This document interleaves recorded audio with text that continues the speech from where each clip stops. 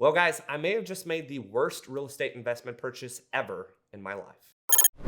What's up, guys? It's McKeown back again with another video this week, and I've kind of got a surprise here for you because, to be honest with you, it wasn't even something I initially planned or even had in the future for myself. Now, to give you guys a little bit more of a backstory here, because the backstory is kind of what is needed to understand the entire premise of this purchase, but I'm going to give you guys a little insight into my personal life. Now, one thing that I like to strive for on this channel is full transparency. I've shown you guys multiple remodels that have gone far over budget. I've also shown you properties of mine that have far appreciated more than I could have ever imagined. The good, the bad, and very much the ugly. Now, I'm not going to say this is entirely ugly. It's obviously a purchase that I signed the contract for. I made a firm decision to do so, but I'm going to break down to you and tell you exactly why this is the worst property I probably purchased investment-wise ever. But before we jump into the numbers of this investment property, again, I need to give you guys some background on what's kind of been happening. Now, if you follow me on TikTok, which a lot of my YouTube followers don't necessarily transfer over to my TikTok, or I guess not a lot of my TikTok followers follow over to my YouTube channel, and there's a main reason why. Now, a lot of my life is work. TikTok for me has kind of been my social outlet. It's where I've just kind of vented for subjects that go outside of work. It's where I've also posted just a bunch of funny, humorous, whatever I may be feeling at the moment, kind of TikToks at the end of the day. It's just been really my outlet to get outside of work because, to be honest with you guys, I've worked my ass off the last 5 years. So with that being said, I had a couple TikToks early on, maybe a year and a half ago, that went kind of viral. They went 50 to 100,000 views, and they were talking about dating. Now, what I realized is men and women can very much relate to the struggles in dating. Just like a lot of us are what we're told to do to be successful, you gotta graduate high school and go to college. Once you graduate college, you better find your significant other in your 20s and start having kids to deem yourself successful, right? You can't just start working outside of high school and stay single your entire 20s or your entire 30s, because that's not deemed successful by society. So a lot of what my TikToks were about was just the struggle in itself with dating, and that turned into, honestly, me no longer using dating apps, me no longer even honestly going out to bars or meeting people in public spaces, because all of my interest was from women off of TikTok. Now, if you've been following my YouTube channel for a while or my TikTok for a while, I did initially date someone for a short amount of time late last year to the beginning of this year.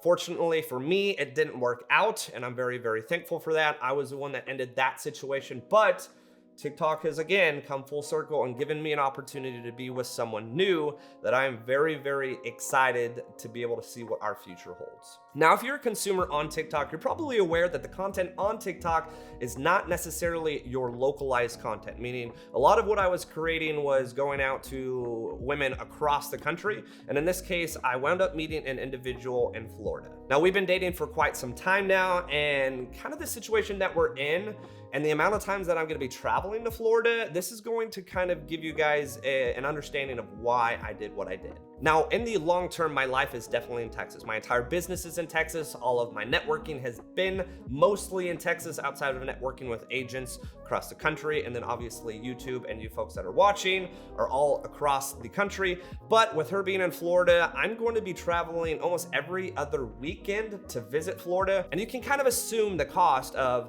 flights, Airbnbs, food, so on and so forth, of traveling every other weekend and usually staying for an extended amount of time, that especially the Airbnb or hotel costs are going to be substantial. So that led me to my decision of purchasing a secondary home. Now, I'll explain exactly what that means here in a second, but what I want to tell you is kind of what led me to the house that I actually have under contract, set to close near Thanksgiving, early December. Now, my search initially started around the $250,000 to $300,000 range.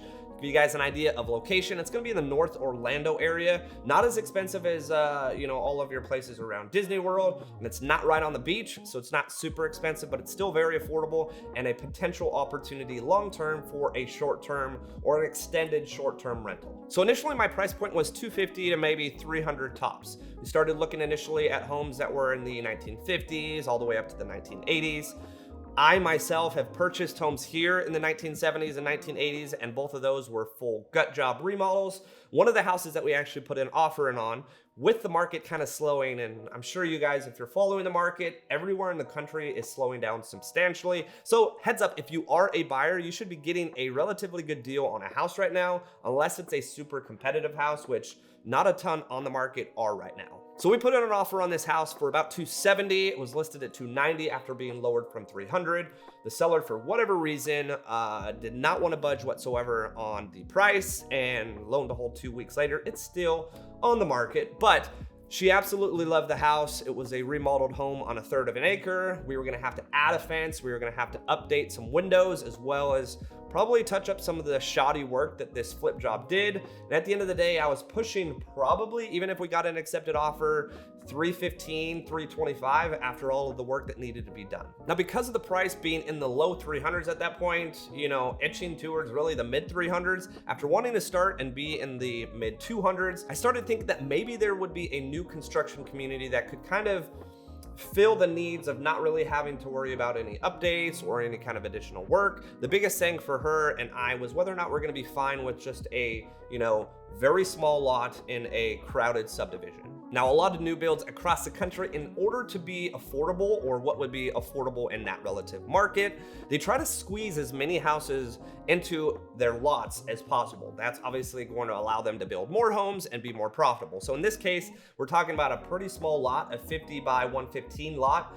Drove through the community, and my biggest thing with her was whether or not she was going to be fine with going from 1/3 acre down to a relatively small yard. Now, fortunately enough, in this situation, we drove through a D.R. Horton community in the North Orlando area, and neither of us really minded the fact of a small community. At the end of the day, the house was substantially nicer than the houses that we were putting offers in that were 50 years old. So we went ahead and jumped over to new construction in the 350 to 360 range. So again, guys, wanted to start at a 250 to 275. We're now at the 350 to 360 range, but it doesn't stop there. Now, the individual that I've been dating does own a small business and wants to be relatively close to work. The D.R. Horton home that we looked at, we initially got it for, or we're looking at about $364,000.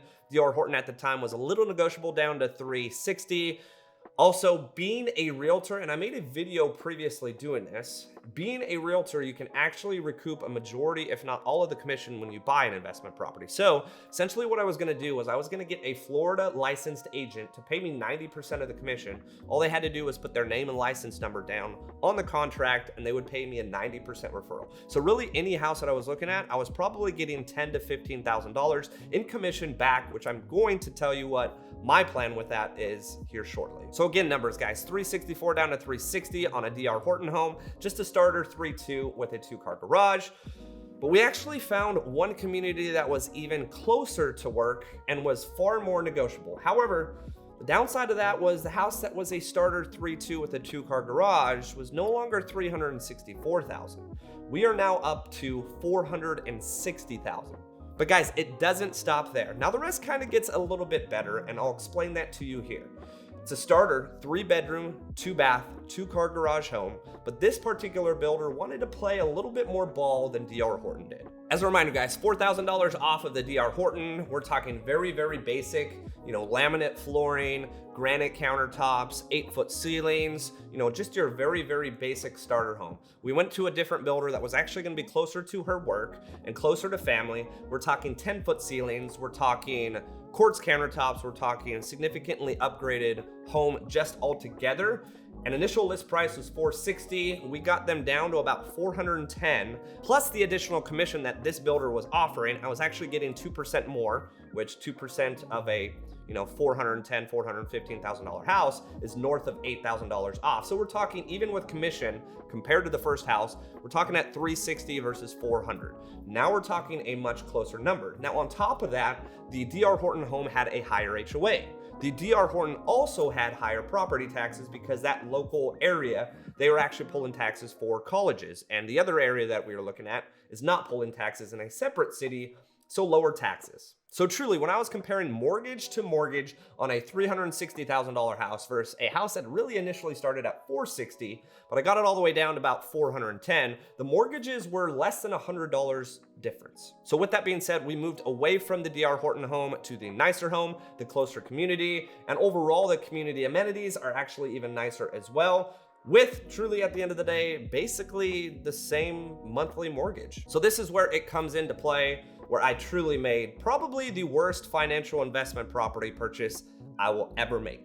Now, if you aren't aware with where interest rates are, they're substantially higher than what they've been over the last couple years. If you've been following my journey, I've been very fortunate enough with my VA loans twice getting a 3.25%, a 2.25% interest rate on both my VA loans, getting a substantially low 15-year mortgage on my primary residence. That's at 1.875. So I've been very, very blessed with the mortgage rates that I've been getting on all my investment properties. Even an investment property that I purchased in December, when really the rates bottomed out, I had an investment property, which typically is about 1% higher than a normal owner-occupant mortgage rate at 3.75%. I officially have the worst interest rate out of all of my properties. And I think probably add all the interest rates of all of my properties and probably get close to this. Now, not that bad, but I'm sitting at 6.25. I don't even have another property at 5.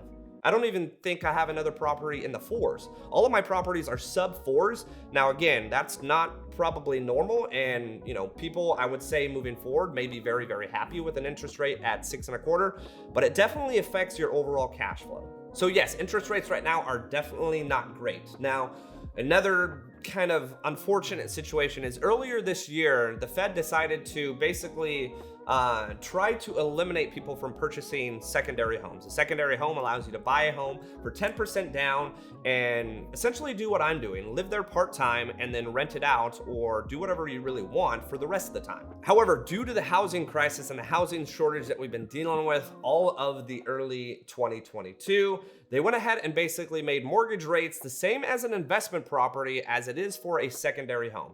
Usually your kind of stature would be your best interest rates are going to be your owner-occupant homes. The next best interest rates are going to be a secondary home, 10% down. And then your investment properties at 20 or 25% down would be probably your worst rates. Well, they went ahead and bumped those secondary home mortgage rates, basically equivalent to your 20 or 25% down investment property mortgage rates. So yes, I got a 6.25% interest rate on a secondary home in Florida. Now, the good news about Florida is they do have lower property taxes than in the state of Texas, but we're still talking about a mortgage that's gonna be close to $3,000 a month. So let's go ahead and get into the nitty gritty, the numbers, guys, right? 10% down on about a $400,000 house, $410,000 house with some closing costs included. We're talking about $55,000 to $60,000 is what my down payment cost will be for this house. Again, guys, this was not something I planned. So $60,000 kind of out of nowhere that I'm gonna have to come up with to put down on this house, but truly, at the end of the day, I believe in all real estate investments, and this one's going to not necessarily be my best, but it's still going to be an investment at the end of the day.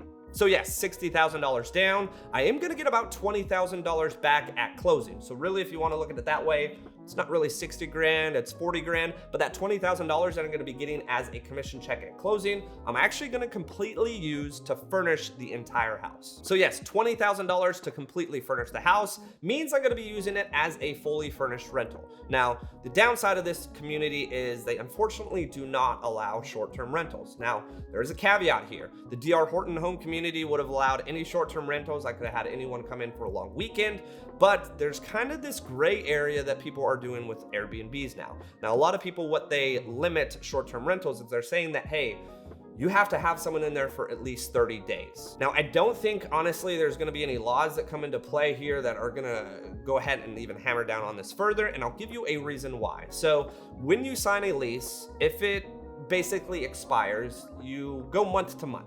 Now, a lot of communities, what they're doing is they're requiring at least someone to stay there 30 days. That protects a long-term tenant. A long-term tenant moves in, decides not to, continue to lease or at least sign a new lease. they're going to continue to be able to live there for 30 days at a time until the landlord gives them notice. Now, another way to kind of work around this is rather than having a short-term rental on VRBO or Airbnb, essentially being able to rent at any given time, I'm going to open this up to traveling nurses or individuals that are going to be looking to stay at a place for 30, 60, 90 days and turn over after that. This is obviously going to allow me to write off the entire furnishings in the house, but also allow me to take advantage of kind of a higher rent, because if you're having a short-term, or I guess 30, 60, 90-day lease, you're gonna get a far higher rent per month than if I just leased it out long-term to a year-long tenant. But this is where the trickiness starts, okay? What I'm gonna really have to do is I'm gonna essentially rent it probably 30 days to a traveling nurse.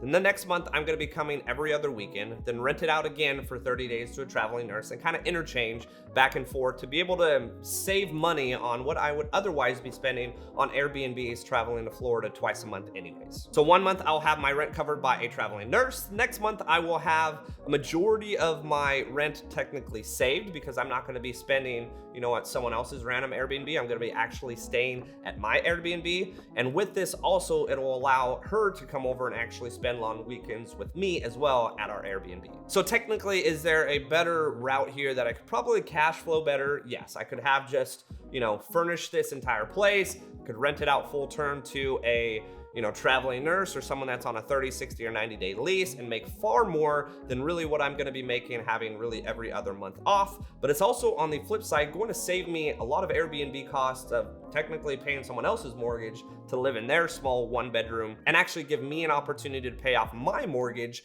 and live for an extended weekend or a whole week if I want to.